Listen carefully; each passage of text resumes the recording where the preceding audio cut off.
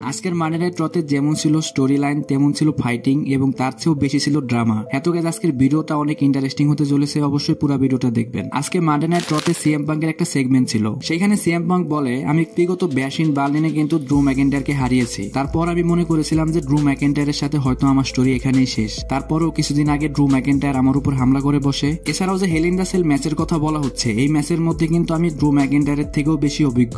আমার ক্যারিয়ারে হারানোর মতো আর কিছুই নেই। সো আমি ড্রু ম্যাকেন্টায়ারকে কিছুদিন পরে যে ডাব্লিউডাব্লিউ ব্যাড ব্লাড যে ইভেন্ট হবে সেখানে আমি তাকে হেল ইন দ্য সেল ম্যাচে দেখতে চাই এবং আমি এই ম্যাচের মাধ্যমে তাকে পুরোপুরি একদম শেষ করে দেব। সো গাইজ এতে বোঝাই যাচ্ছে সামনে যে ব্যাড ব্লাড যে ইভেন্টটা হবে সেখানে ড্রু ম্যাকেন্টায়ার এবং সিএম পাঙ্কের যে হেল ইন দ্য সেল ম্যাচটা হবে সেটা কিন্তু পুরাই অন্য লেভেলের একটা ম্যাচ হতে চলেছে। এছাড়াও সিএম পাঙ্কের যে আজকের সেগমেন্টটা ছিল সেখানে কিন্তু সিএম পাঙ্কে দেখতে অন্যরকম লাগছিল, তার চোখ দেখতেও ফুলা ফুলা লাগছিল এবং তার কথাবার্তাও কোনো মিল পাওয়া যাচ্ছিল না। আমার মনে হয় আজকে সিএম পাঙ্কের ভালো ঘুম হয়েছিল না, এই জন্যই তাকে দেখতে এরকম লাগছিল। সো গাইজ ডাব্লিউডাব্লিউ যে নেক্সট ইভেন্ট থাকবে যেটা কিনা ব্যাড ব্লাড, সেখানে কিন্তু সিএম পাঙ্ক ভার্সেস ড্রু ম্যাকেন্টায়ারের hell in the cell match confirm হয়ে গেছে এবং কি আগামী সপ্তাহে যে মানডে নাইট রটা থাকবে সেখানে কিন্তু অলরেডি ড্রু ম্যাকেন্টায়ারকে অ্যাডভার্টাইজ করা হয়েছে। আজকে যে মানডে নাইট রটা ছিল সেখানে ড্রু ম্যাকেন্টায়ার ছিল না। এর সব থেকে বড় কারণ হচ্ছে যখনই সিএম পাঙ্ক কোনো সেগমেন্ট করতে যায় তখনই কিন্তু ড্রু ম্যাকেন্টায়ার চলে আসে সেখানে ঝামেলা পাকানোর জন্য। হয়তো আজকে ডাব্লিউডাব্লিউর পক্ষ থেকে সিএম পাঙ্ককে একটা কথা বলার মতো সুযোগ দেওয়া হয়েছে। সো গাইস দেখাই যাক কিছুদিন পরে কিন্তু ডাব্লিউডাব্লিউর নেক্সট ইভেন্ট ব্যাড ব্লাড এই স্টোরি লাইনকে হয়তো আমরা সেখানে শেষ করতে দেখতে পারি।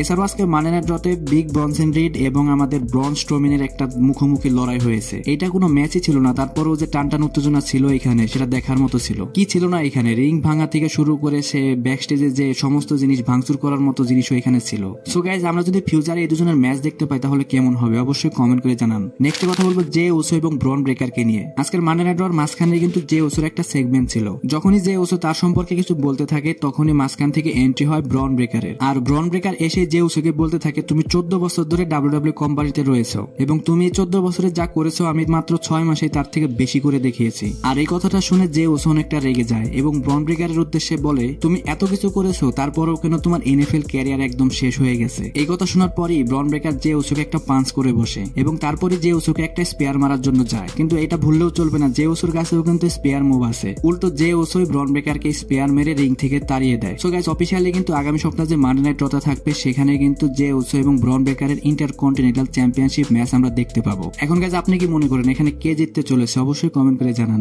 এরপরেই স্যামি জেন রিং এ আসে এবং কি গুন্থারের উদ্দেশ্যে বলতে থাকে তুমি কেন আমার সাথে ডাব্লিউডাব্লিউ ওয়ার্ল্ড হেভিওয়েট চ্যাম্পিয়নশিপের ম্যাচটা যে আমি চাচ্ছি সেটা আমার সাথে লড়তে চাচ্ছ না? তুমি কি ভয় পাচ্ছ যে আমি তোমাকে এর আগে যে ইন্টারকন্টিনেন্টাল চ্যাম্পিয়নশিপের জন্য হারিয়েছি আবার তোমাকে হারিয়ে দিতে পারি? এই কথা শোনার পরই গুন্থারের যে চেলা লুডবি কাইজার আছে সে চলে আসে এবং লুডবি কাইজার এসে স্যামি জেনকে বলতে থাকে যে তুমি কি একবার হারিয়েছো বলে কি তুমি বারবারই হারাতে পারবে? গুন্থারের মতো সুপারস্টারকে তুমি কোনোভাবেই হারাতে পারবে না। এই কথা বলতে বলতেই গুন্থারের এন্ট্রি হয় এবং গুন্থার এসেও কিন্তু এসব কথাই বলতে থাকে। স্যামি জেন বারবারই তাকে চ্যালেঞ্জ করতে থাকে কিন্তু গুন্থার কোনোভাবেই অ্যাকসেপ্ট করছে না। এর মাঝখানে লুডবি কাইজার স্যামি জেনকে পিছন থেকে আঘাত করে বসে। ইতোমধ্যে কিন্তু গুন্থার রিং থেকে চলে গেছে এবং তারপরে কিন্তু স্যামি জেন ফাইট ব্যাক করে এবং লুডবি কাইজারকে একটা হেলোয়া কিক মেরে দেয় এবং গুন্থারের দিকে হাত ইশারা করে বলে তার সাথে ম্যাচ লড়ার জন্য। এখন গাইজ আগামী সপ্তাহে যে মানডে নাইট রটা থাকবে সেখানে স্যামি জেন এবং লুডবি কাইজার একটা 1-on-1 ম্যাচ ফিক্স করা হয়ে গেছে। আমরা হয়তো এই ম্যাচের মাধ্যমে গুন্থার এবং স্যামি জেনের ম্যাচ কনফার্ম হতে দেখতে পারি। আজকে মানডে নাইট রর যে মেইন ইভেন্ট ছিল সেখানে ড্যানিয়াম প্রিস্ট এবং ডমিনিক মিস্টিরিওর একটা 1-on-1 ম্যাচ ছিল।